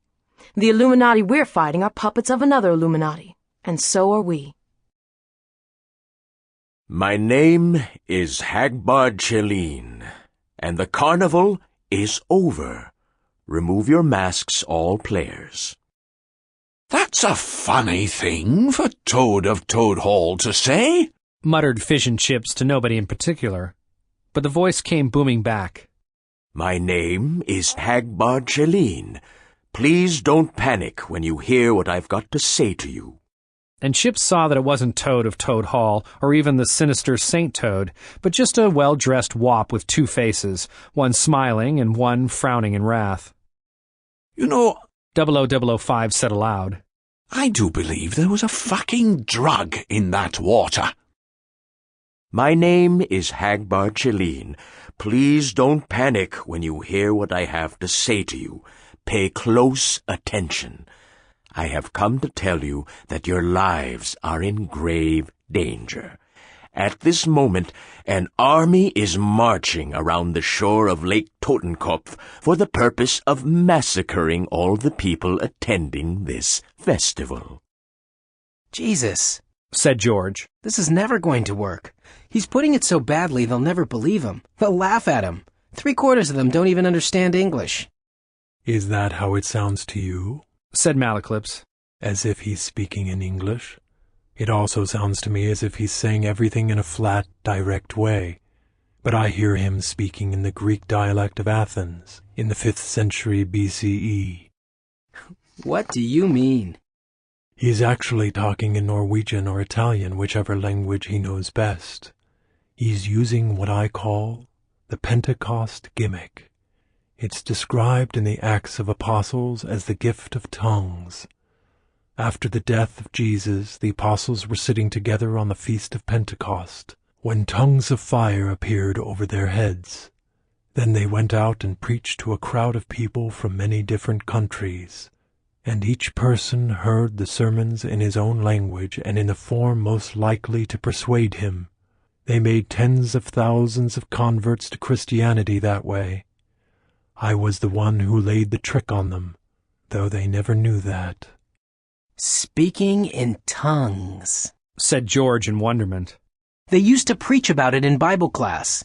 And it shall come to pass in the last days, saith God, I will pour out of my Spirit upon all flesh, and your sons and your daughters shall prophesy, and your young men shall see visions, and your old men shall dream dreams.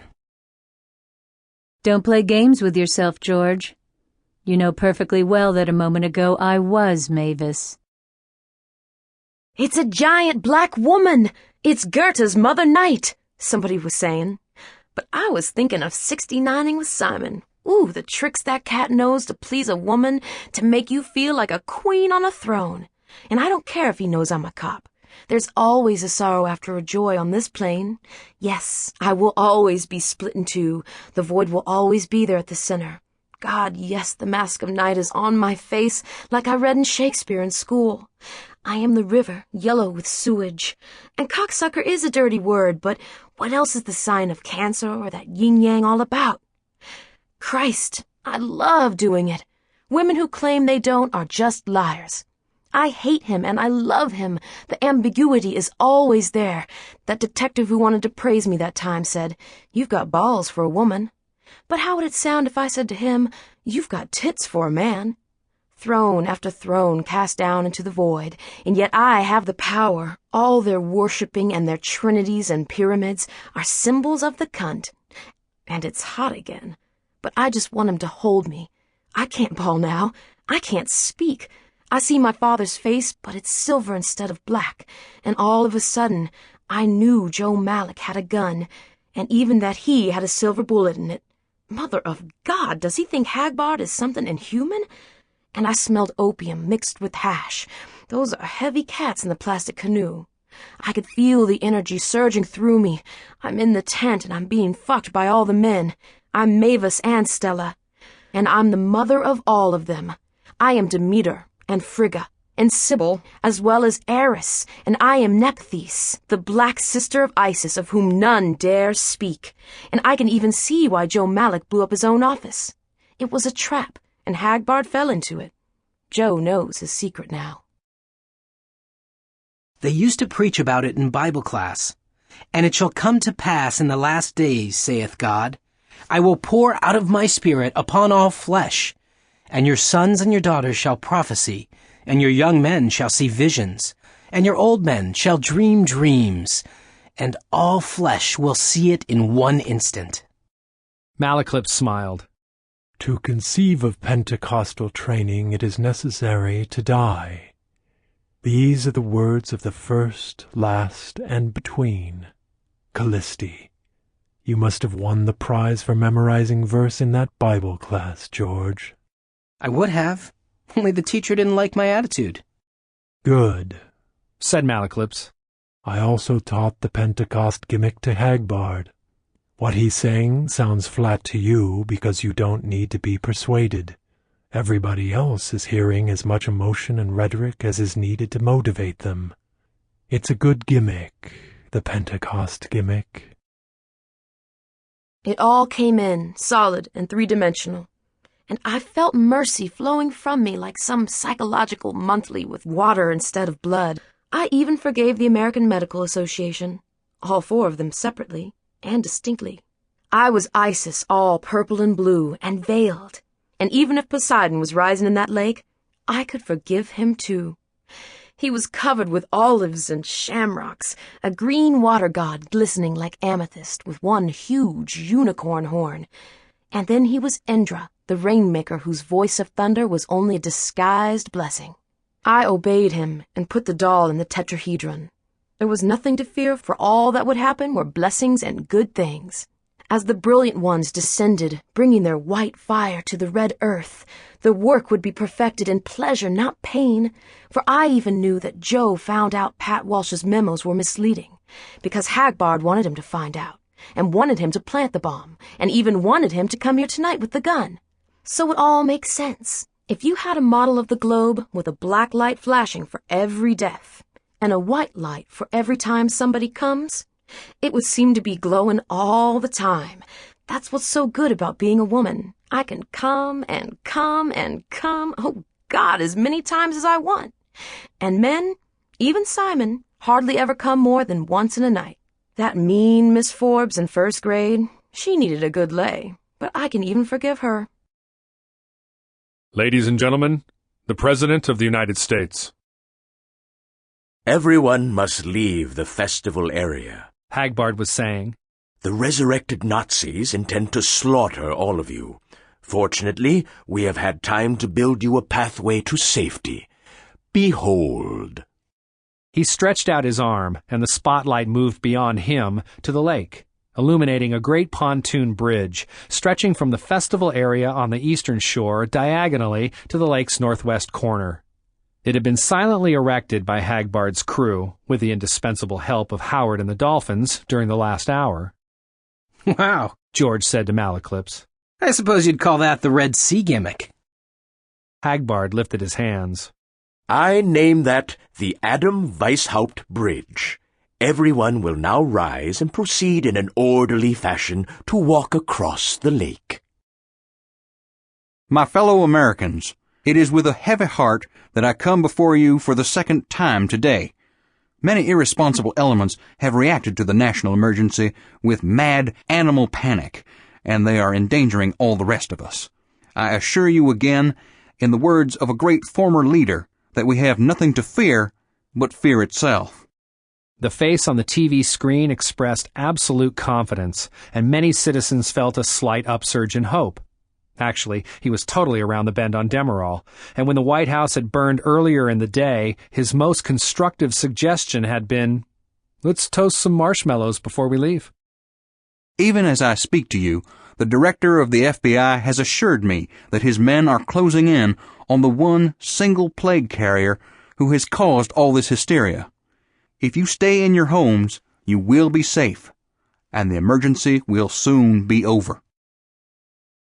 We can send the army to the west side of the lake to intercept them, said Wilhelm. Rosebuds, cried John Dillinger. Why the hell would he bring a suitcase full of rosebuds down here? Suddenly, everybody was aroused and moving. Simon was leading me gently along. I was back in time again. There was a real fight going on between Hagbard and the American Medical Association. And a fight means that somebody is going to lose. The gates of hell were opening, and I could hardly move my feet. Daddy's head on the floor of that Memphis police station, and those cops stomping him and stomping him. Why didn't they put a spear through his side while they were at it? And how can I really forgive? That's just the drug, and underneath I'll always hate white men, even Simon. If this is the last judgment, I know what Christ will do with every blue-eyed bastard among them. They own all the power and make all the wars. They fuck the planet. Their only god is death. They destroy everything living. A giant blonde god, Thor swinging his hammer and smashing all the colored races. Red, scarlet, red blood on that hammer, black blood especially. But Hagbard is Horus. This is the way it will always be, fighting and killing to the end of time, and women and children, the chief victims. Only the flesh is holy, and men are killers of the flesh. Cannibals. How many do you think there are? The leader of the closed corporation asked dreamily. 666. One of his group answered. When you sacrifice a rooster in a pentagram on Walpurgis night, you always get 666. And they're coming right toward us. The leader went on in his dreamy tone. To bow down and serve us. The closed corporation sat perfectly still, in silent ecstasy, awaiting the arrival of the 666 horned and tailed demons they saw approaching them. Outside Lehman Cave, Saul loads the antidote needle. I'll go first, says John Herbert Dillinger, rolling up his sleeve. At this hour, when your government needs your faith. In a fusillade of bullets, the president sank beneath the podium, leaving only the seal of the chief executive on the TV screens. The viewers saw the same confident expression on his face as he floated in Demerol tranquility toward death. "Oh my God," said an announcer's voice off screen. In Mad Dog, John Hoover Dillinger looks at Jim Cartwright quizzically. Whose conspiracy was behind that? He asks, as the announcer gibbers hysterically. "There seems to have been 5 people shooting from 5 different parts of the press corps, but the president may not be dead." They blew his fucking head to a pulp. Another voice near the microphone said, distinctly and hopelessly. In New York, August Personage, one of the few people neither rioting nor listening to TV, reads Atlas Shrugged with total absorption, getting religion. Are you a turtle? Lady Velcour asks. Huh? Danny Pricefixer responds. Never mind, she says hurriedly. He hears her asking the next man on the right. Are you a turtle? We can send the army to the west side of the lake to intercept them, said Wilhelm. 9, said Wolfgang, who was standing in the rear of the slowly moving command car, studying the situation through field glasses. That verdammte bridge goes towards the northern shore of the lake. They can go straight while our men go around. They'd all be across before we could reach them. We could shell the bridge from here, said Werner. We daren't use the artillery, said Wolfgang. We'd have the whole West German army blundering down here, getting in the way of our drive to the east. If the West Germans start fighting us, the East Germans will not make the mistake we want them to make. They won't think we are an invading West German army. The Russians, in turn, will have plenty of warning. The whole plan will fall through. Let's skip this phase, then, said Winifred. It's too much of a hassle. Let's head immediately eastward, and to hell with these kids. 9 again. dear sister, my love," said Wolfgang. "we have 23 candidates for transcendental illumination, including Hitler himself, waiting up there in the old Führer suite of the Donau Hotel. The speedy mass termination of all those lives is to translate them to eternal life on the energy plane. And I will not let that scheisskopf Hagbard thwart us at this juncture. I mean to show him once and for all which of us is master. And all the rest of those Schweinen, Dillinger, the Dalai Lama, Melacalypse, the old lady herself if she's here. If all of them are here, it's our chance to make a clean sweep and annihilate the opposition once and for all, at the beginning of the immanentizing of the eschaton, rather than in the final stage." "But we can't catch the kids," said Wilhelm. "We can. We shall. It will take a long, long time to move them all across that pontoon bridge, and they're all on foot. We have vehicles and can catch up with them before half of them are even on the bridge. They'll all be bunched together, and those on the bridge will be a perfect target for machine guns. We shall simply sweep in on them, harvesting their lives as we go. We spent years building up our identity as the American Medical Association, just so we could organize the Ingolstadt Festival and trap masses of human beings on the shore of Lake Totenkopf, that our sacred lake might run red with their blood. Would you throw all that away?" "I agree. A brilliant analysis," said Wilhelm. "We must move on at full speed, then," said Wolfgang. He turned to the car behind him and shouted, "Forwards! At maximum speed!" General of the SS Hanfgeist stood up, turned toward his subordinates, and moved his blackened lips to form the same words. Immediately, the tanks, half-tracks, motorcycles, and armored cars began to rev up their engines, and the troops started to trot down the road on the double. A lookout in one of the festival light and sound towers spotted them and relayed a warning to the stage, where Robert Pearson spoke into a microphone. "It is my sad duty to inform you that the pigs are intensifying their approach. Now, don't run, but do quicken your pace with all deliberate speed." Hagbard called in through the doorway of the gold tent. "John, you've had enough for Discordia's sake. Come on out and let Malaclypse go in." "I thought you were non-corporeal," said George. "If you'd known me for any length of time, you would have noticed that I frequently pick my nose," said the Sartre-like apparition. "Woo," said John Dillinger, emerging from the tent. "Who would have thought the old man had so much come in him? She says she wants George in there after Mal." The woman behind the veil was glowing.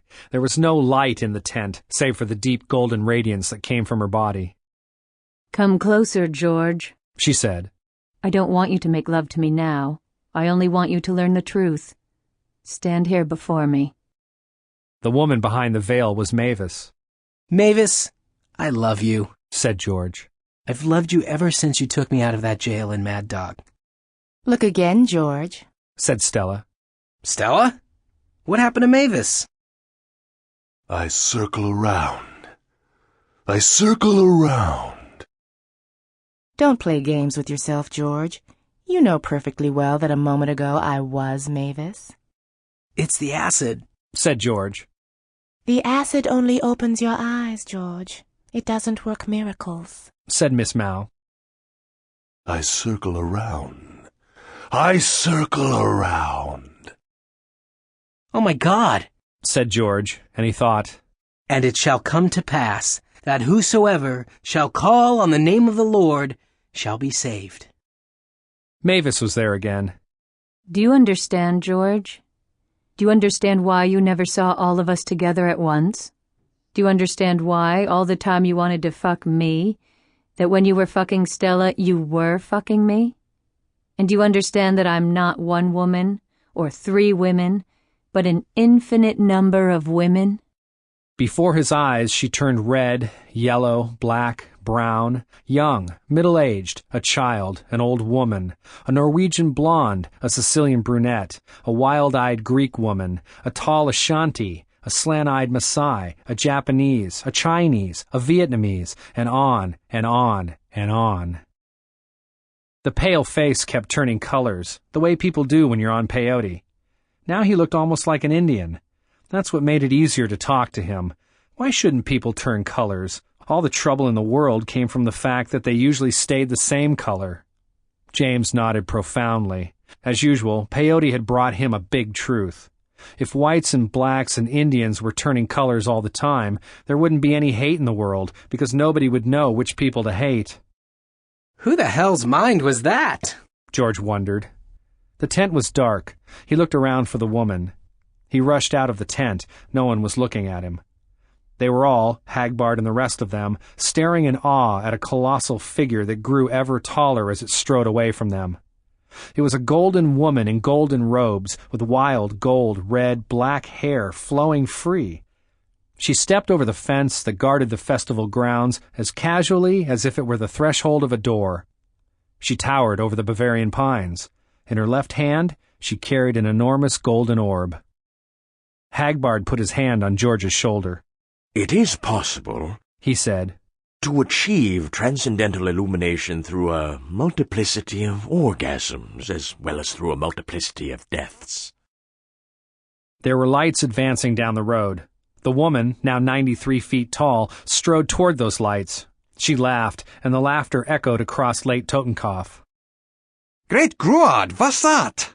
cried Werner. "It's the old woman!" shouted Wolfgang, his lips falling away from his teeth in a snarl. The sudden cry, Callisti, reverberated through the Bavarian hills louder than the music of the Ingolstadt festival had been. Trailing a comet-like cloud of sparks, the golden apple fell into the center of the advancing army. The super-Nazis might have been the living dead, but they were still human. What each man saw in the apple was his heart's desire. Private Heinrich Kraus saw the family he had left behind 30 years ago, not knowing that his living grandchildren were at this moment on the pontoon bridge across Lake Totenkopf, fleeing his advance. Corporal Gottfried Kuntz saw his mistress, who in reality had been raped and then disemboweled by Russian soldiers when Berlin fell in 1945. Oberlieutenant Sigmund Voigel saw a ticket to the Wagner Festival at Bayreuth. Colonel SS Konrad Schein saw 100 Jews lined up before a machine gun that awaited his hand on the trigger. Obergruppenführer Ernst Bickler saw a blue china soup tureen standing in an empty fireplace at his grandmother's house in Kassel. It was a brimful of steaming brown dog shit into which was plunged a silver spoon. General Humpfgeist saw Adolf Hitler, his face blackened, his eyes and tongue bulging out, his neck broken, spinning at the end of a hangman's rope. All of the men who saw the apple, in whatever form, began to fight and kill one another for possession. Tanks smashed into one another head-on. Artillerymen lowered the barrels of their guns and fired point-blank into the center of the melee. "What is it, Wolfgang?" said Winifred imploringly, her arms thrown in panic around his waist. "Look into the center of the battle," said Wolfgang grimly. "What do you see?" "I see the throne of the world. One single chair, 23 feet off the ground, studded with 17 rubies, and brooding over it, the serpent swallowing its tail, the rosy cross, and the eye. I see that throne and know that I alone am to ascend it and occupy it forever. What do you see?" "I see Hagbard Cheline's Teufelsscheiß head on a silver platter." Wolfgang snarled, thrusting her from him with trembling hands. "Ares has thrown the apple of discord, and our super-Nazis will fight and kill each other until we destroy it." "Where did she go?" asked Werner. "She's lurking about somewhere in some other form, no doubt," said Wolfgang. "As a toadstool or an owl or some such thing, cackling over the chaos she's caused." Suddenly Wilhelm stood up, his fingers clawing at empty air. In a frightfully clumsy fashion, as if he were deaf, dumb, and blind, he clawed and clambered his way over the side of the Mercedes that had belonged to von Rundstedt. Once out of the car, he took a position about 10 feet away from his brothers and sister, turned, and faced them. His eyes stared, every muscle in his body was rigid, the crotch of his trousers bulged. The voice that came out of his mouth was deep, rich, oleaginous, and horrid. There are long accounts to settle, children of Gruad. Wolfgang forgot the sounds of battle that raged around him. You! Here? How did you escape? The voice was like crude petroleum seeping through gravel, and, like petroleum, it was a fossil thing, the voice of a creature that had arisen on the planet when the South Pole was in the Sahara and the great cephalopods were the highest form of life. I took no notice. The geometries ceased to bind me. I came forth. I ate souls. Fresh souls, not the miserable plasma you have fed me all these years. Great Gruad! Is that your gratitude? Wolfgang stormed. In a lower voice, he said to Werner, Find the talisman. I think it's in the black case, sealed with the seal of Solomon on the Eye of Nut. To the being that occupied Wilhelm's body, he said, You come at an opportune time. There will be much killing here and many souls to eat. These around us have no souls. They have only pseudo-life. It sickens me to sense them. Wolfgang laughed. Even the Luigar can feel disgust then. I have been sick for many hundreds of years, while you kept me sealed in one pentagon after another, feeding me not fresh souls, but those wretched stored essences. We gave you much, cried Werner.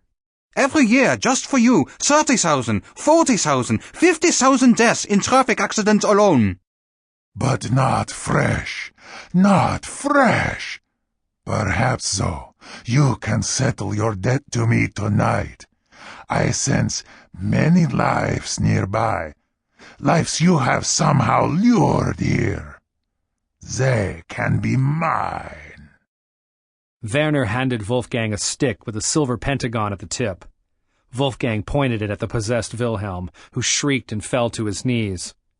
For a moment there was silence, broken only by the sound of Winifred's terrified sobbing and the crack of rifles and the chatter of machine guns in the background.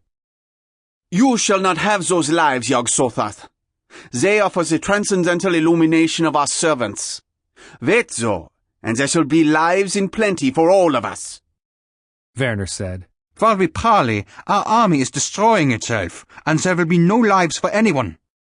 Really? Said the thick voice. How has your plan gone astray? Let me read you and learn. Wolfgang felt goose pimples break out all over his body. He shuddered as coarse, boneless fingers dripping with slime turned the pages of his mind. I see. She is here, then. My ancient enemy. It would be good to meet her in battle once again. Are your powers equal to hers?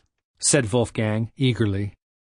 I yield to none, came the proud reply. Ask him why he's always getting trapped in pentagons, then, said Werner in a low voice. Shut up! Wolfgang whispered savagely.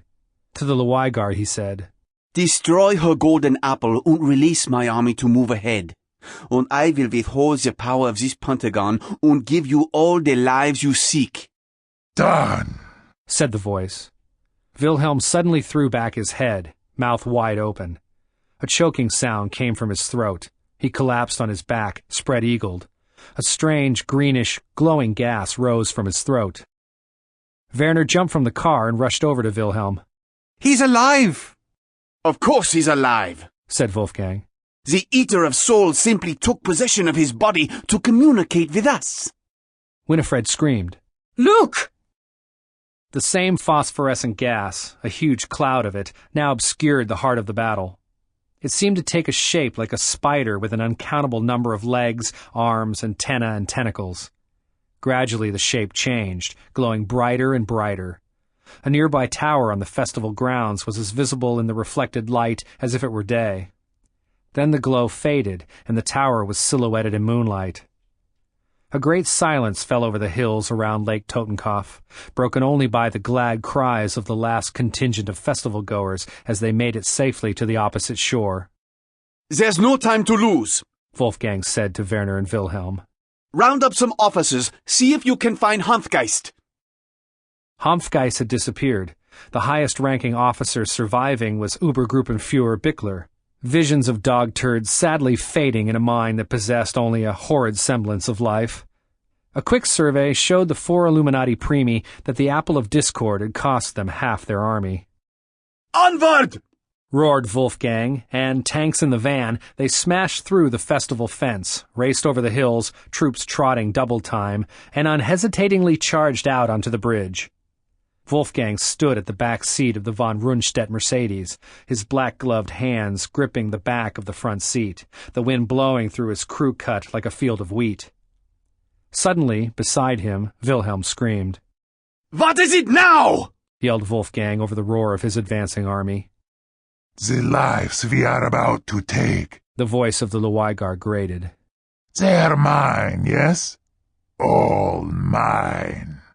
"Listen to me, you energy vampire.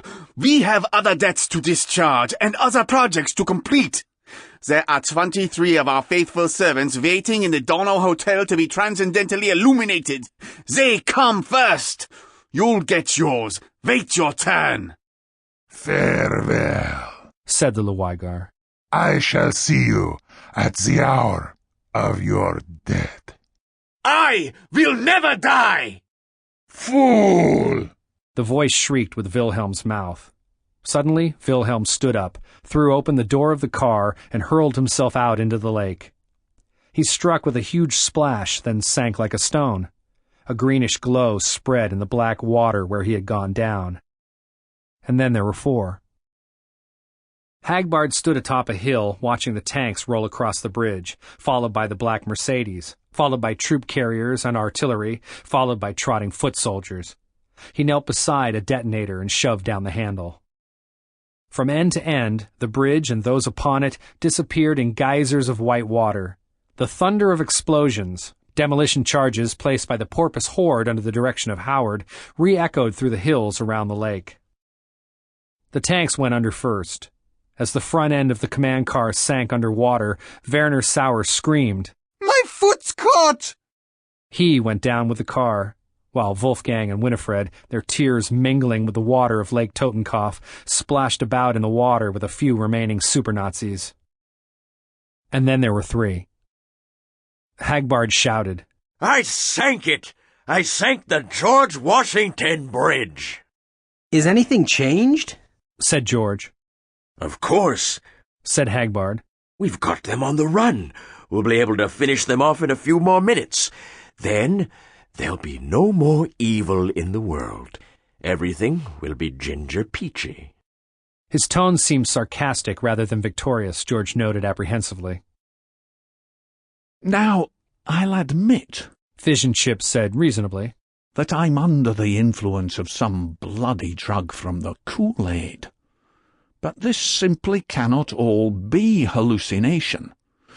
Very definitely, 13 people took their clothes off and started dancing. I quite certainly heard them singing Blessed Be, over and over. Then a simply gigantic woman rose up from somewhere, and all the sirens and undines and mermaids went back into the water. If this was Armageddon, it was not precisely the way the Bible described it. Is that a fair summary of the situation?" The tree he was talking to didn't answer. Blessed be, Lady Velcor sang on as she and her hastily assembled coven danced widdershins in their circle. The spell had worked. With her own eyes she had seen the Great Mother, Isis, rise up and smite the evil spirits of the dead Catholic inquisitors whom the Illuminati had tried to revive. She knew Hagbard Chelene would later be boasting in all the most chic occult circles that he had performed the miracle and giving the credit to that destructive bitch Eris, but that didn't matter. She, with her own eyes, had seen Isis, and that was enough. Now, I ask you, Fish and Chips went on, addressing another tree who seemed more communicative. What the sulphurous hell did you see happening here tonight? I saw a master magician, said the tree, or a master conman, the two are the same, plant a few suggestions and get a bunch of acid heads running away from their own shadows. The tree, who was actually Joe Malik and only looked like a tree to poor befuddled 00005, added, Or I saw the final battle between good and evil, with Horus on both sides. You must be drugged too, Chip said pettishly. You bet your sweet ass I am, said the tree, walking away. I don't know how the courts will ever untangle this, with 5 of them shooting at once, and the Secret Service shooting back right away. The best crime lab in the world will never get the trajectories of all the bullets right. Who, among the survivors, will be tried for murder, and who for attempted murder? That's the $64,000 question, and... what? Oh.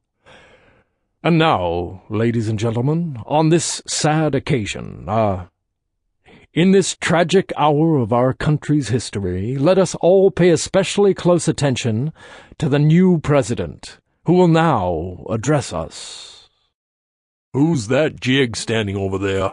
The new chief exec was asking somebody off camera when he appeared on the TV screens. The Chevrolet Stegosaurus drove into the empty concert grounds and came to a slow halt. The guitarist stuck his head out of the window and yelled to Lady Velcor, What the hell happened here?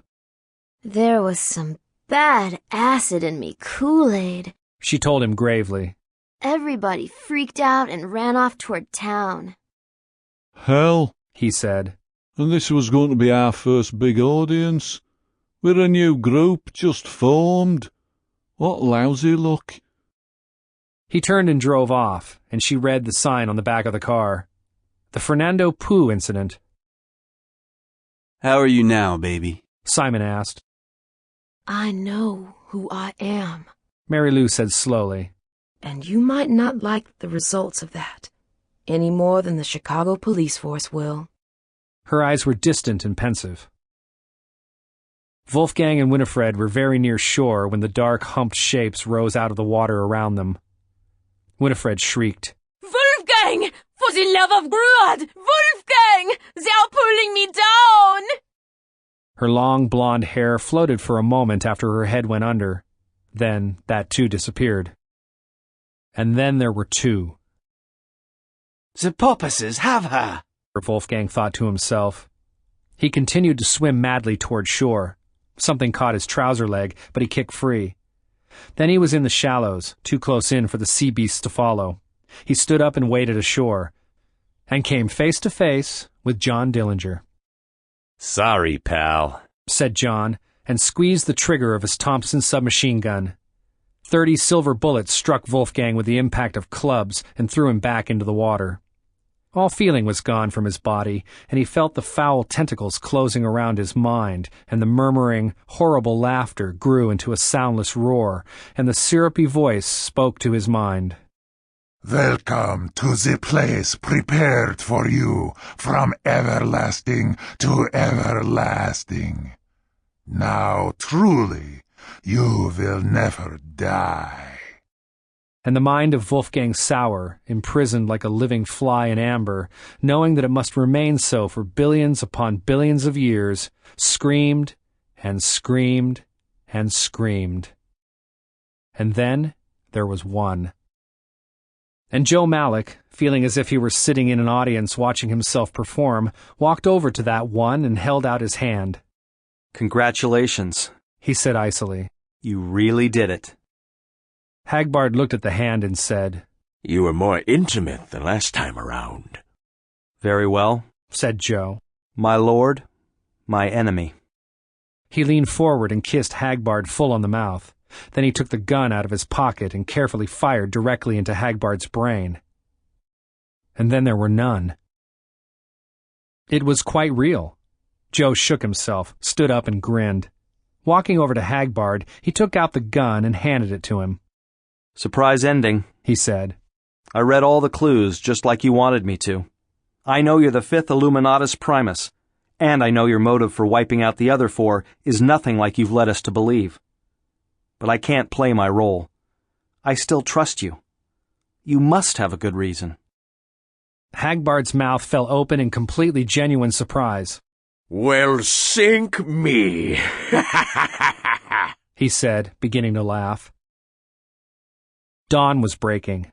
The 9 unknown men, most mysterious of all rock groups, ceremonially donned their football helmets and faced the east to chant, "There is only one God. He is the sun god. Ra, Ra, Ra."